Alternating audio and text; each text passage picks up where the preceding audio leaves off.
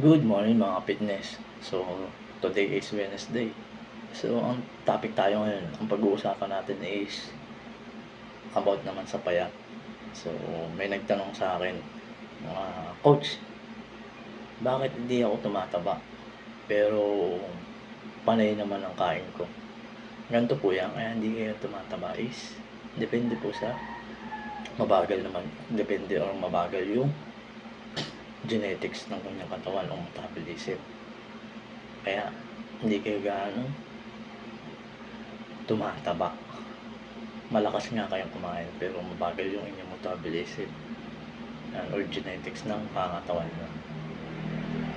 Pero pag malakas yung metabolism mo or genetics ng iyong pangatawan, tapos may mga training ka na exercise na workout, doon tataba ka kahit kumain ka ng kumain.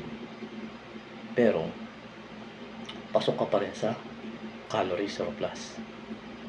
Ayan. So, ang goal mo naman is magpataba, yun nga, nakadepend sa metabolism mo, kung mabilis or mabagal. Ayan. Kaya mabagal ang iyong pagtaba o paglaki ng katawan. Ayan. So, kung mabilis nga, metabolism mo, lalaki ka agad. Ayan, mga ka-fitness. Tapos, sa nutrition, syempre, kailangan niya kumain ng marami. Kain ka ng marami, tapos mabilis metabolism mo, tataba ka. Then, syempre, hindi naman yung kain ka lang, kailangan mo, samahan mo rin ng exercise.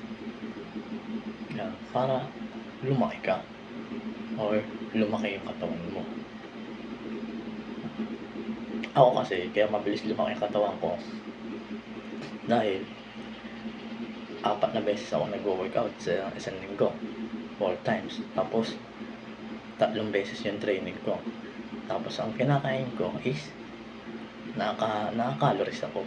Tinitimbang ko yung pagkain ko. So mini-maintenance ko yung kinakain ko. Yan. Kaya lumalaki agad ako.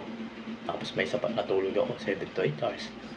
Then nutrition. Then proper workout. Ayun ang mga sikreto ko, kaya mabilis ako lumaki.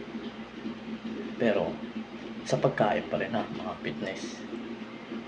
Sinasabi ko lang yung tatlong yon: training, nutrition, and sapat na tulog. Kailangan may sapat na tulog ka rin, 7 to 8 hours. Para lumaki ka. Or lumaki yung iyong katawan. Yan. Tapos, pagkain, syempre, nutrition. Hindi ka naman lalaki kung wala kang pagkain, di ba? Ganun lang mga fitness. Tapos, consistent or training. Kung consistent ka sa goal mo, sa training mo, may hit mo yung goal. Goal ko is magpa-bulking. So, yun ang goal ko ngayon, magpa-bulking. So, halimbawa, goal ko naman is magpa-cutting. So, magbabawas naman ako ng kakainin. So, naka-bulking ako. So, bulking diet. Yun nga. Ayun ang goal ko ngayon. So, yun na yung sinasabi ko mga fitness. Tatlong klase lang yan. Consistent, nutrition, proper workout, 7 to 8. Proper, yun nga, kasama na sa tatlong yung proper workout, 7 to 8 hours na pagtulog. Para lumaki agad yung ating muscle or katawan. Yan. Kasi pag may malusog kang katawan, hindi ka gaano magkakasakit. Pag pinabayaan mo ang iyong sarili, magkakasakit ka talaga. Kaya dapat lagi nating tatandaan na aalagaan din natin ang ating sarili. Hindi yung nagtatrabaho tayo para sa pamilya.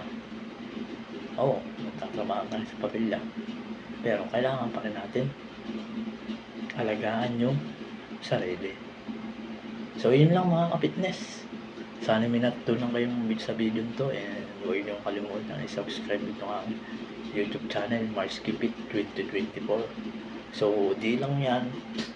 May mga video pa tayong gagawin. Ituturo ko sa inyo kung paano yung mga workout routine na ginagawa ko sa gym. Yun. Maraming exercise yan, mga fitness.